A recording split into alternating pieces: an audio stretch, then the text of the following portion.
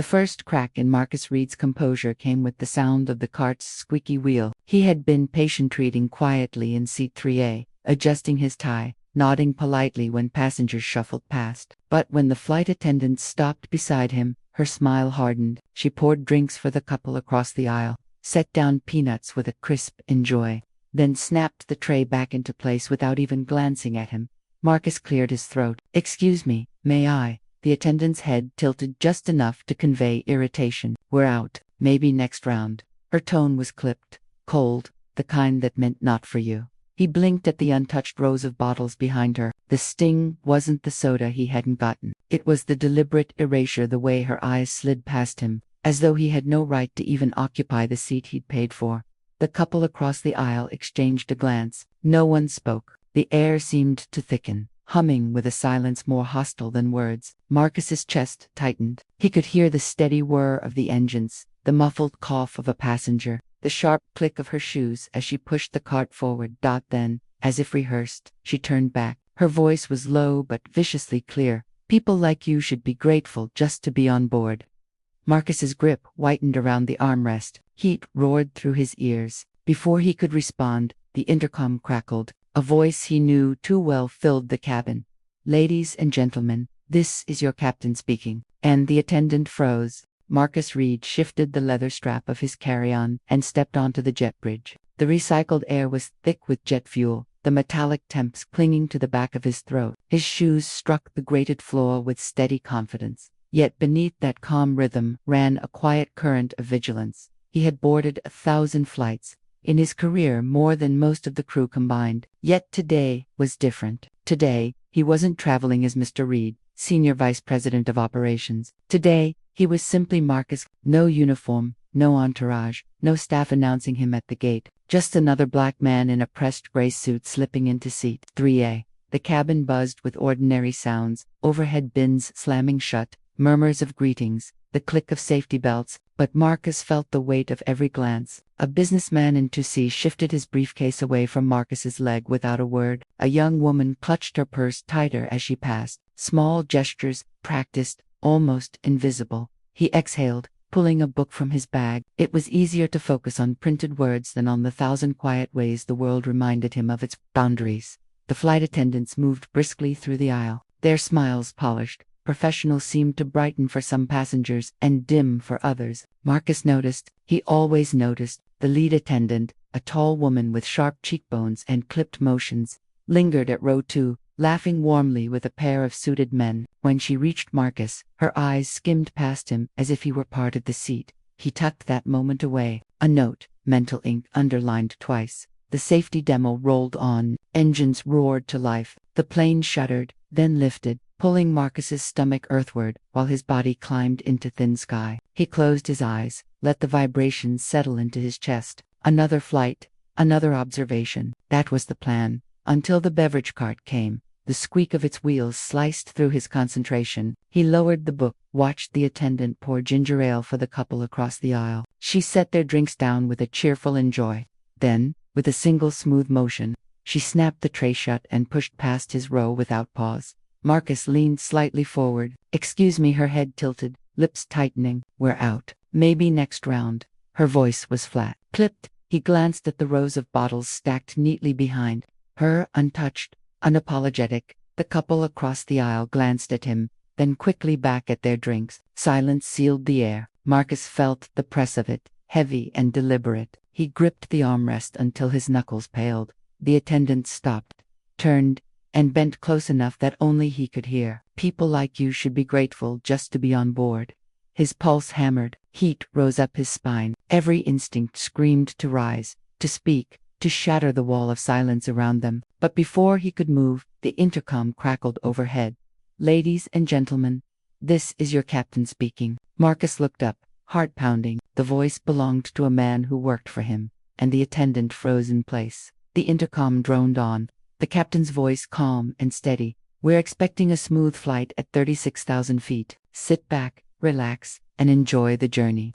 Passengers murmured approval, a few clapping lightly as though it were a ritual. Marcus did not clap. His eyes were fixed on the flight attendant still rooted in the aisle, her face taut, her hand tightening around the handle of the beverage cart. For a moment, no one moved. Then she forced a smile, thin, brittle. She pushed the cart forward, her posture stiff as steel. Marcus leaned back, letting silence thrum between them. But he was not done. Not yet. When she returned with the second round, he set his book aside and spoke clearly enough for the rows nearby to hear. I'd like to know which policy prevents service for passengers in row 3. Her smile twitched, breaking at the edges. Sir, it was simply a miscommunication. We have limited stock, and I was ensuring everyone. Marcus's hand lifted, cutting her off. You told me, very directly, you were out. His voice was calm, precise, surgical, and yet the bottles behind you remain untouched. Passengers leaned slightly forward, subtle but undeniable. Attention shifted like a tide. The attendant's jaw clenched. Perhaps you misunderstood me. No, Marcus said. His tone sharpened, the kind of tone that carried boardrooms and cut through corporate noise. I understood exactly. What I'd like to understand now is why. A beat of silence stretched, broken only by the hum of the engines. The businessman in to see shifted uneasily, muttering, "Let it go, man." But his voice faltered when Marcus's gaze cut toward him. The attendant straightened. Sir, please lower your tone. Other passengers, this isn't about tone, Marcus said evenly. It's about treatment. She swallowed, eyes darting to the row behind her, where another crew member lingered, watching. That second attendant, younger, with softer features, looked almost embarrassed. She busied herself with napkins, avoiding eye contact. Sir, the lead attendant said, her voice now tighter, more controlled. I'm offering you a beverage now. We can put this behind us. She lifted a can of soda, her hand trembling just enough to betray her. Marcus did not move to take it. Behind us, he let the words hang, his voice low but carrying. You don't get to decide when the curtain falls on your performance. A man in row 4 cleared his throat as if to speak, then thought better of it. A woman across the aisle pressed her lips together, uneasy. Marcus leaned in slightly, his voice pitched to thread the fine line between private confrontation and public exposure. Your words weren't a slip, they were a message, and I heard it. Her nostrils flared. For a second, something raw flashed in her eyes, resentment, fear, calculation. Then, she masked it, retreating behind professionalism's glass wall. I'll be right back with your drink, sir. She pushed the cart forward, brisk, almost mechanical. Marcus watched her retreat, his reflection caught in the polished metal of the cart's edge. His chest rose and fell, steady but deliberate. He felt the weight of the silence she left behind, the silence more condemning than noise, when she disappeared into the galley. Whispers bloomed like wildfire. Did you hear what she said to him? Maybe he provoked her. No, I saw. She skipped him on purpose. Fragments floated through the cabin, hushed but sharp. Marcus kept his eyes on the page of his book, though he hadn't read a single word. He was cataloging reactions, memorizing faces, storing every detail, because he knew this wasn't over. When the attendant returned, her tray was perfectly arranged. She placed a glass of water in front of Marcus with exaggerated care. Complimentary, sir, on behalf of the airline. Marcus's eyes met hers. Calm, unyielding. I don't need your water, he said quietly. I need your truth. Gasps fluttered like wings in the rows around him. Her mask cracked again, just for a second. The faintest snarl, then smoothed away. She retreated without another word, heels clicking sharp against the floor. Marcus lifted his book again, though his mind was elsewhere. The conflict had begun, but this was only the opening act, and every passenger on that plane had just become a witness. The galley door swung shut with a dull click, muting the cabin. Marcus kept his eyes on the words blurring across his page, but his mind traced every sound filtering from behind that partition, the low murmur of voices, the clink of ice, the hiss of a soda can. They were talking about him. He knew it. He had heard that same cadence before, lowered tones, clipped whispers, the careful rhythm of people trying to dress prejudice as procedure. Inside the galley, the lead attendant's voice was sharper, her veneer gone. I'm not taking orders from someone who thinks rules don't apply to him. The younger attendant answered quietly, almost apologetically. He didn't ask for anything special. He just asked. You didn't hear how he spoke to me, the lead snapped back, entitled, arrogant, acting like he owns the place. A pause. Then, softly, maybe he does. The words hung. Marcus couldn't see their faces, but he could feel the silence stretching thin. A silence born from realization, from fear of something they hadn't pieced together yet. He adjusted his tie, eyes fixed on the seat back ahead, memories pulling him backward. Flashback, boardroom lights, sterile and white, glaring off polished mahogany. Marcus, at the end of the table, introduced simply as Mr. Reed. No title, no flourish. He'd watched the smirks play across executives' faces as they misjudged him. Assuming he was a junior consultant, maybe a diversity hire, he let them talk, let them explain the systems he had designed, let them interrupt him, cut him off, dismiss his points, until the CEO said, "Why don't we hear what Senior Vice President Reed has to say?" The air had shifted then, just like it had on this plane. Apologies tumbling, voices softening, postures straightening, respect arriving not because he deserved it all along but because his title demanded it. Marcus had walked out of that meeting carrying the weight of victory soured by insult. It wasn't triumphed when it came laced with humiliation. The memory faded with the roar of engines outside. Marcus sat straighter, pushing the ache aside. This wasn't the first time, wouldn't be the last, but it would be noted. The galley door opened, the younger attendant emerged, moving quietly down the aisle with a stack of napkins. She stole a glance at Marcus, eyes flicking away quickly as if burned, her lips parted like she wanted to speak but thought better of it. Behind her, the lead attendant reappeared, her expression reset into professional neutrality. But Marcus caught the stiffness in her jaw, the forced evenness of her breath. He closed his book deliberately, sliding it into his bag. Then he spoke, softly but enough to carry. "When people whisper about you behind a curtain, it always leaks through." The younger attendant froze midst. The lead bristled, her mouth tightening, but she said nothing. Passengers shifted uncomfortably, pretending to read magazines, fiddling with seatbelts. Though their ears strained toward the scene, silence stretched again, taut as wire. Marcus leaned back, folding his arms. His voice dropped to a near whisper, more intimate than confrontation. "You think walls protect you, but sound travels. Intent always travels." The lead attendant finally snapped, her tone just shy of insubordinate. "Sir, perhaps you should concern yourself with your own seat and let the crew handle their duties."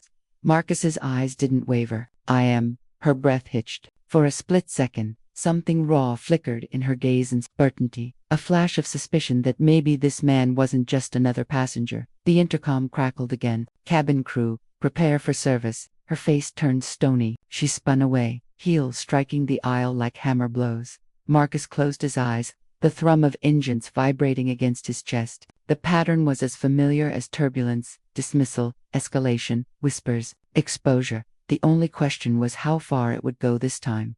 The cabin had settled into uneasy quiet, a hush broken only by the steady roar of the engines. Passengers fiddled with magazines, adjusted armrests, scrolled through seatback screens, but their eyes drifted back, again and again, to row 3, to him, to the woman who had skipped him, then snapped, then retreated behind a smile, too tight to be real. Marcus Reed sat like stone, his back straight, arms folded. He didn't need to force the silence. The air itself seemed to thrum with expectation. When the cart squeaked back down the aisle, he knew the moment had arrived. The lead attendant approached, her jaw tight. The younger one trailed behind, avoiding his gaze, hands trembling slightly as she adjusted napkins. Marcus spoke first, his voice low but carrying. "I'd like that explanation now." She stiffened. "Sir, I told you already. There was a miscommunication." He leaned forward, eyes locked on hers. "No, you told me people like me should be grateful to be here." "That wasn't a miscommunication."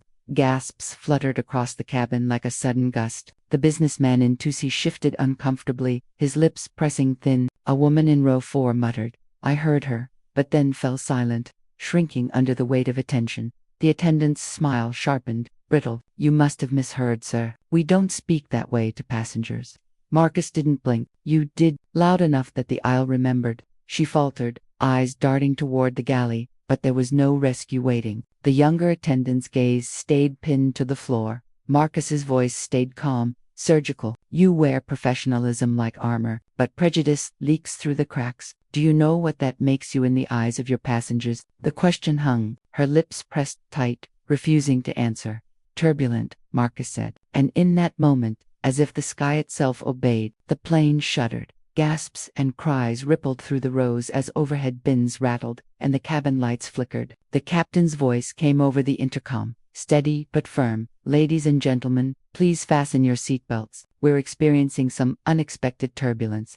The attendants gripped the cart, struggling to steady it. The younger one rushed to lock it into place. The lead stumbled, catching herself on the seat. Her professional mask cracked wide enough to show raw fear. Marcus buckled his belt with slow precision, his eyes never leaving her. The turbulence rattled the plane, oxygen masks shivering in their compartments, but not yet falling. People clutched armrests, whispered prayers, squeezed each other's hands. Strange, Marcus said over the rattle, his tone almost reflective. When the air shifts, suddenly we're all equal. Seatbelt signs, don't care who you look down on. The lead attendant glared at him, her cheeks flushed, but she said nothing. Her silence was as loud as confession. The shaking eased after long minutes, the engine's hum steadying again. Relief rippled through the cabin in sighs and nervous laughter. The attendant straightened, brushing at her uniform. Reclaiming the mask, sir, she said, her voice forced calm. If you have a complaint, you may file it with corporate once we land. This is not the place. Marcus tilted his head slightly. It became the place the moment you decided I didn't belong. Her lips parted, but no words came. Around them, passengers watched, some with sympathy, some with discomfort, some with the blank detachment of people unwilling to choose sides. Silence, wrapped at the moment, heavy, undeniable. Then the intercom crackled again. Cabin crew, please report to the cockpit. Her face drained. For the first time, Marcus saw not arrogance, not hostility, but raw unease. She turned sharply, heels clicking as she vanished. Toward the front, the younger attendant lingered, her hands twisting around a napkin. Finally, she looked at Marcus, her voice barely audible. I'm sorry, it wasn't loud enough for anyone else to hear. But Marcus did, and he nodded once, not with forgiveness, but with acknowledgement. She hurried after her colleague, leaving Marcus alone in the silence that felt thicker than before. He exhaled slowly, his hands resting on the armrests like a man bracing for impact, not from the sky, but from the storm gathering behind the cockpit door. Whatever waited there, this confrontation had only just begun. The wheels hit the tarmac with a jarring thud, the cabin lurching forward as brakes screeched against steel. Overhead bins rattled, passengers exhaled in relief, and the familiar chorus of unbuckling seatbelts clicked like scattered gunfire. Marcus stayed seated. His hands rested calmly on his knees, but his eyes followed the lead flight attendant as she straightened her jacket in the galley, smoothing wrinkles that weren't there. She was already rebuilding her mask, stitching together composure for the arrival. The intercom announced, "Ladies and gentlemen, welcome. Local time is for 12 p.m. Please remain seated until the aircraft comes to a complete stop." Few obeyed. Bags slid from compartments, children whined, phones lit up with messages. The lead attendant's voice rang out, cheerful and false.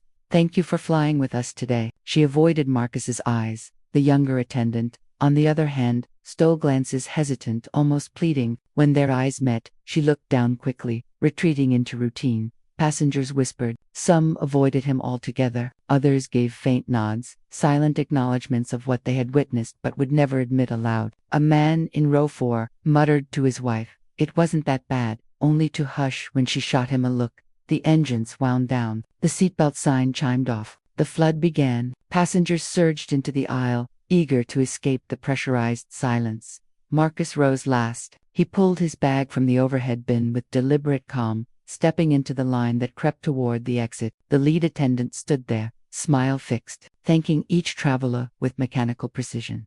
"Thank you for flying with us. Take care now. Safe travels." When Marcus approached, her smile wavered for the first time. "Thank you, sir. We hope you'll fly with us again."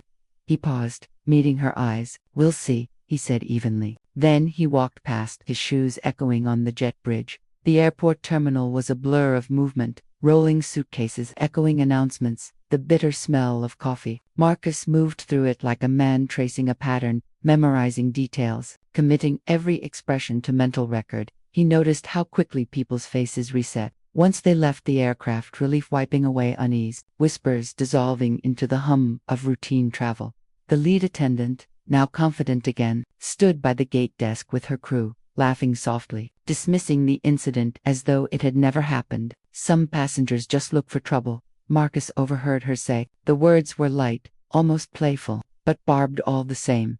The younger attendant stood apart, arms folded, her silence louder than laughter. Marcus did not approach them. He didn't need to. He already knew the real confrontation was waiting elsewhere, in a boardroom, in a meeting, under bright lights where titles couldn't be ignored. For now, he simply walked on, blending into the flow of travelers. His phone buzzed in his pocket. A message from his assistant blinked on the screen. Board meeting confirmed. Tomorrow morning, airline executives present.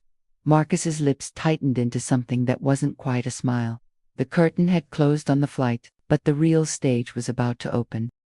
The old man's fingers trembled as he pulled the phone from his jacket pocket. Not from weakness, though his body bore the weight of 90 long years, but from a storm of fury barely contained beneath his weathered skin. Every eye in the diner tracked the movement, some with pity, others with curiosity, and the officers with a mocking sneer. "Put that away," Officer Harlan barked, his palm resting on his holster. "No calls. You're under detention."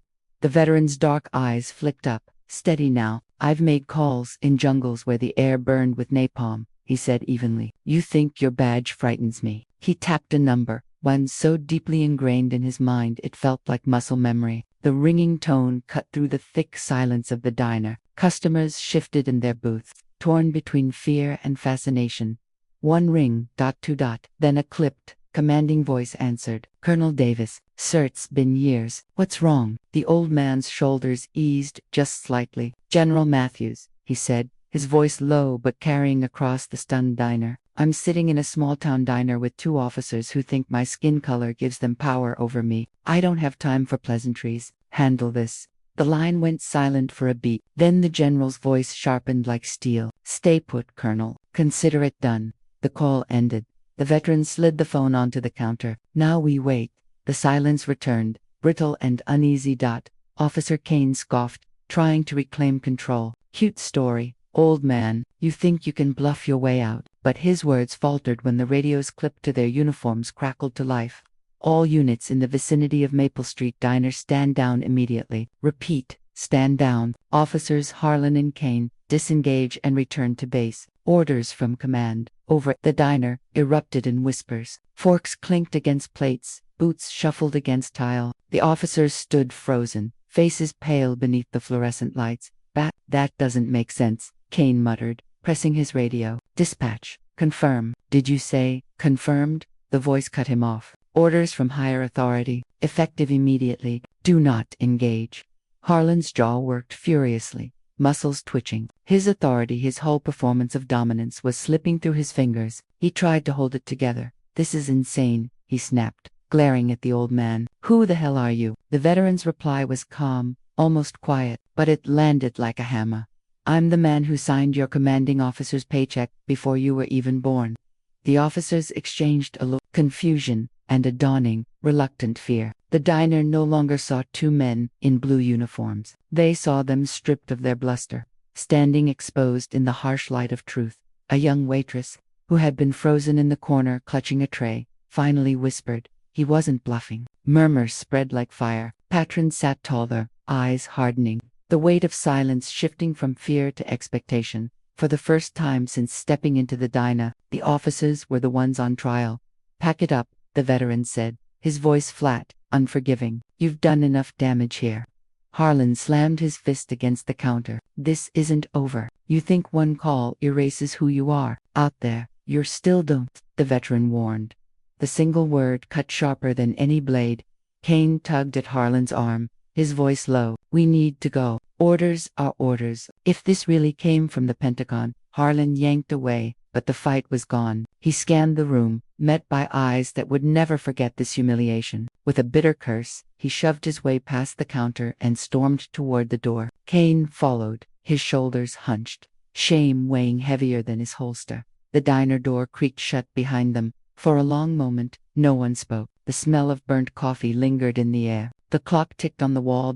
Then, slowly, the customers began to clap. Soft at first, then louder, until the walls trembled with it. The veteran didn't smile. He didn't bask in their approval. He simply picked up his coffee, now cold, and stared into the cup as if it contained ghosts only he could see. The waitress stepped forward cautiously. "Sir, are you all right?" He met her gaze, eyes clouded with both triumph and sorrow. "No," he said quietly, but justice just took its first breath.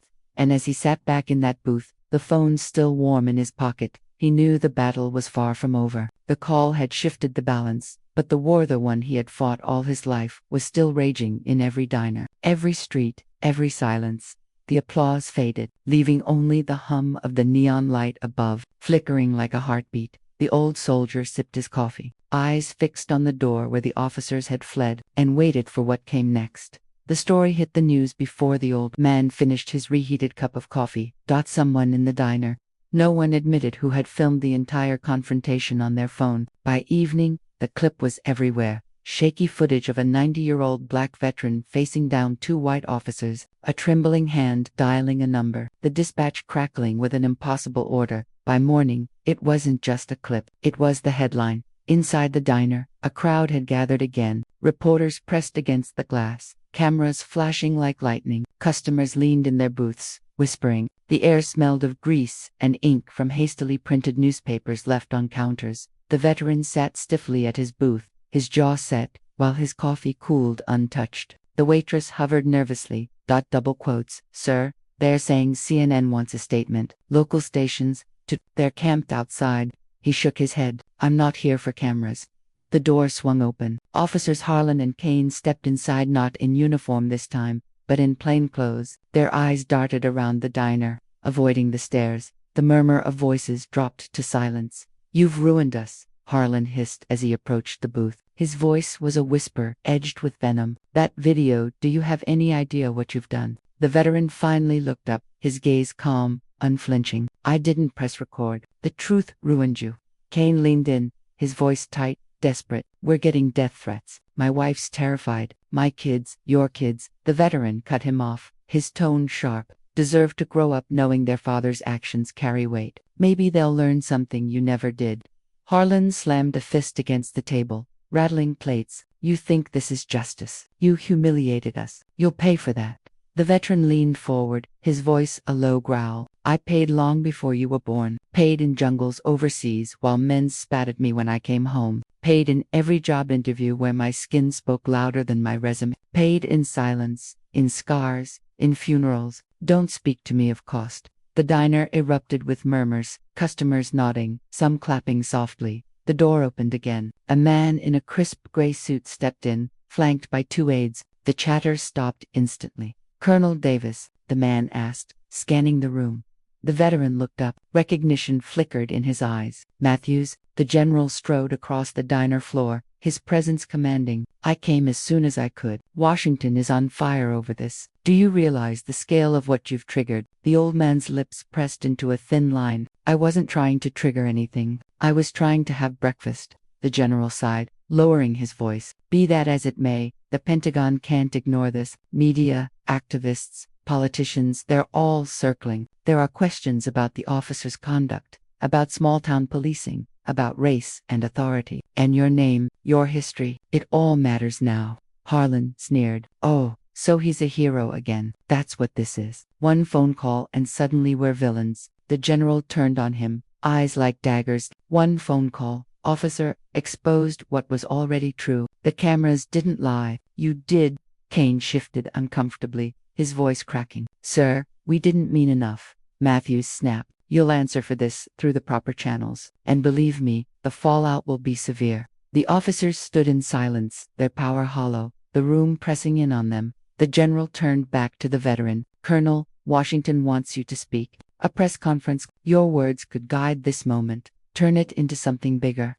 The veteran's eyes hardened. I've been speaking for 90 years. No one listened. Why now? Because now the whole world is watching. Matthews said quietly. For the first time, the old man's hand trembled not from weakness, but from the weight of memory. He thought of brothers lost overseas, of marches through streets lined with hatred, of nights spent wondering if anything had truly changed. He looked at the general. And if I refuse, then the story gets told without you, Matthews said, his tone almost pleading. And it won't be yours anymore.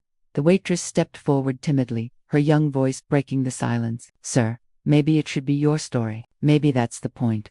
The diner fell silent again. All eyes turned to the old man. He exhaled slowly, his gaze sweeping the room, past the frightened faces of the officers, the earnest stare of the general, the nervous hope of the waitress.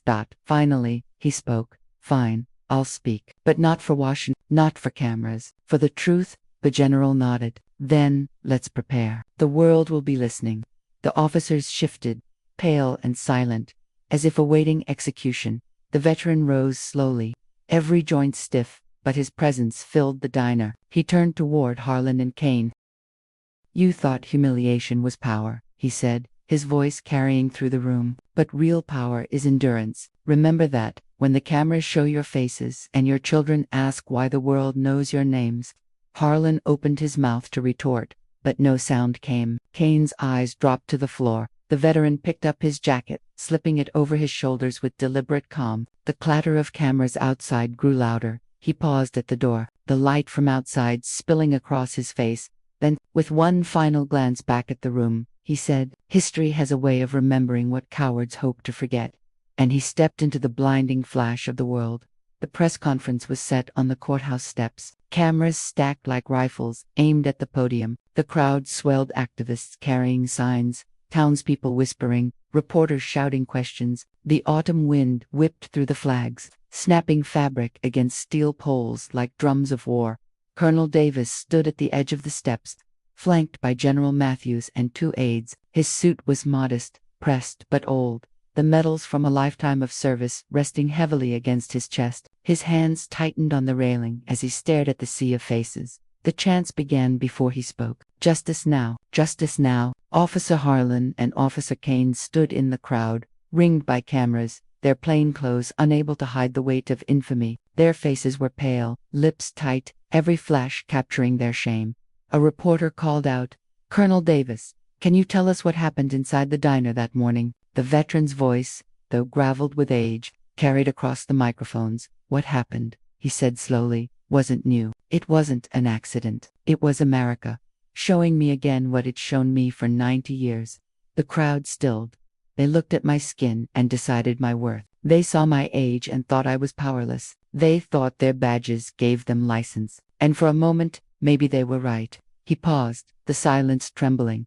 "But then I remembered power doesn't come from intimidation. Power comes from truth. And when the truth is spoken, the whole world listens." The applause crashed like thunder, rising and falling in waves. General Matthews stepped forward. "The Pentagon recognizes Colonel Davis as a decorated war hero, a man who has given this nation more than it has ever given back. What happened to him was unacceptable, and steps will be taken to ensure accountability." But the general's words were drowned by the shouts of the press. "Colonel, do you want the officers fired? Do you see this as systemic racism? Should they face charges?" The veteran raised his hand, commanding silence.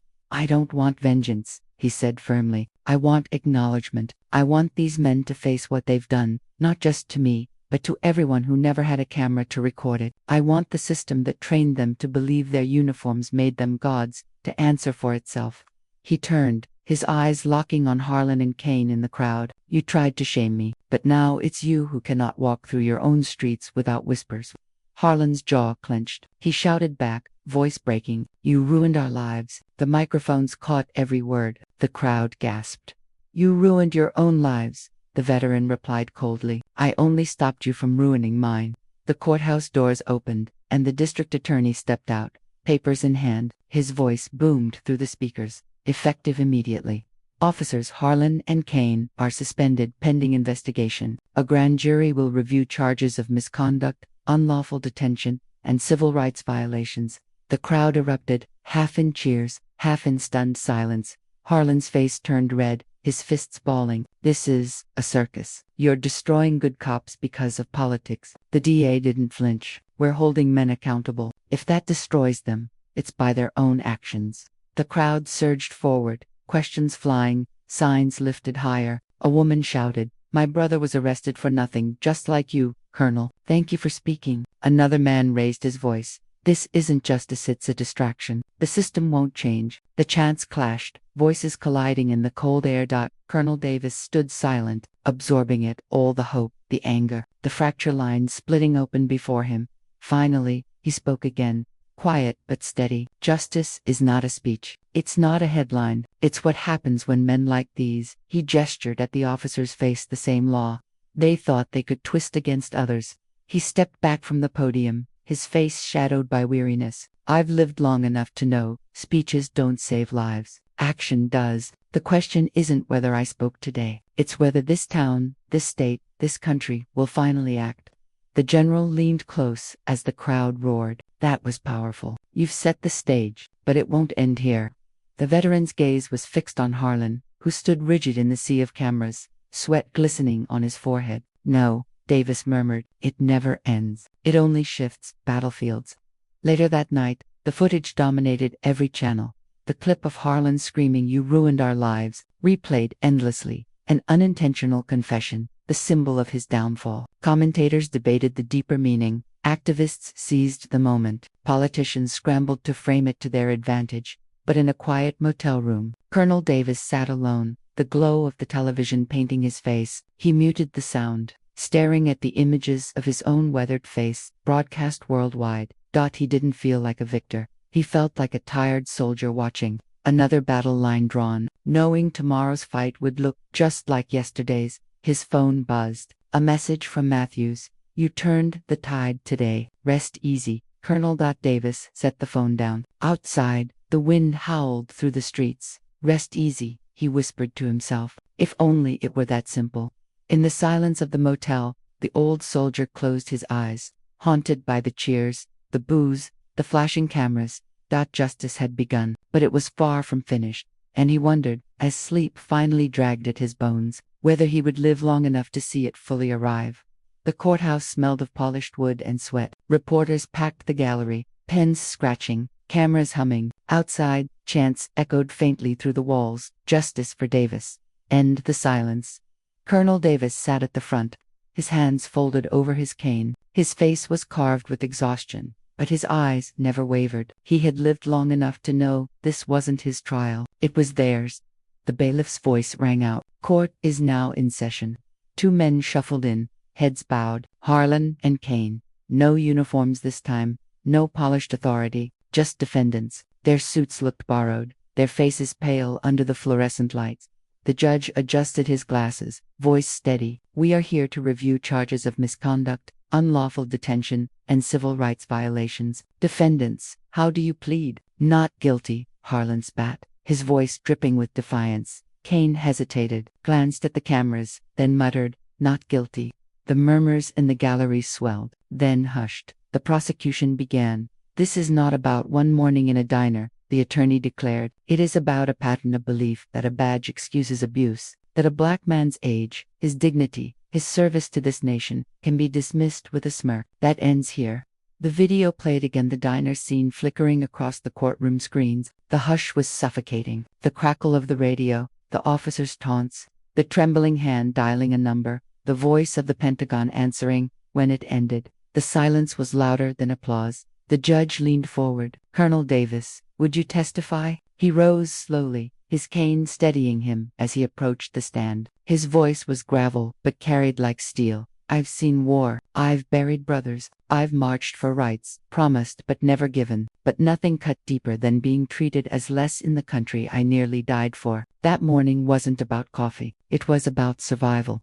The prosecutor asked, "Colonel, what do you believe justice looks like today?" He turned his gaze toward Harlan and Kane. "Justice is when a man can sit down to breakfast without having to prove his humanity. It's when no one in this courtroom, or this town, or this nation, can look at me and decide my worth by my skin. And if these men face consequences, let it not be for me alone. Let it be for everyone who never had a phone, a witness, a chance to call the Pentagon." The defense rose, voice sharp. "Colonel, isn't it true you escalated the situation, that by making that call, you created this circus?" The old man's reply was quiet, but it sliced through the room.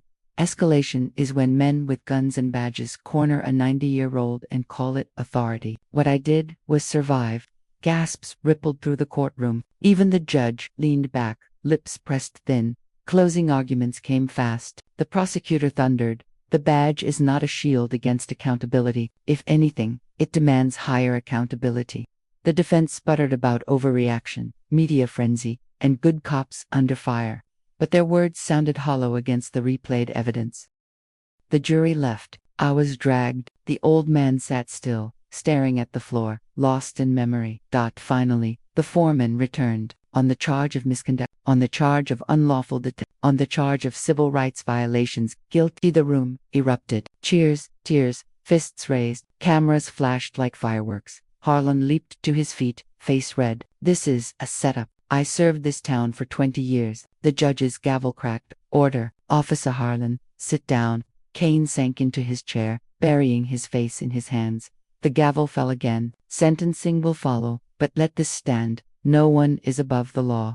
Outside, the courthouse steps overflowed with people. The crowd surged around the old veteran as he emerged, chants filling the air. Colonel Davis, Colonel Davis, reporters shouted. How do you feel? Is this victory? He paused, the autumn sun warm on his face. His answer was steady, but heavy. This is not victory. It is survival. Victory will come when no one else has to fight this battle at 90 years old. The crowd roared, but he didn't smile. He clutched his cane tighter, each step down the courthouse stairs, echoing the weight of history on his shoulders. That evening, the motel room was quiet again. The TV replayed the verdict, anchors framing it as a turning point, a landmark. The veteran sat in the dark, the screen flickering across his face. The applause, the cheers, the chancel felt far away. The waitress from the diner knocked softly on his door. Sir?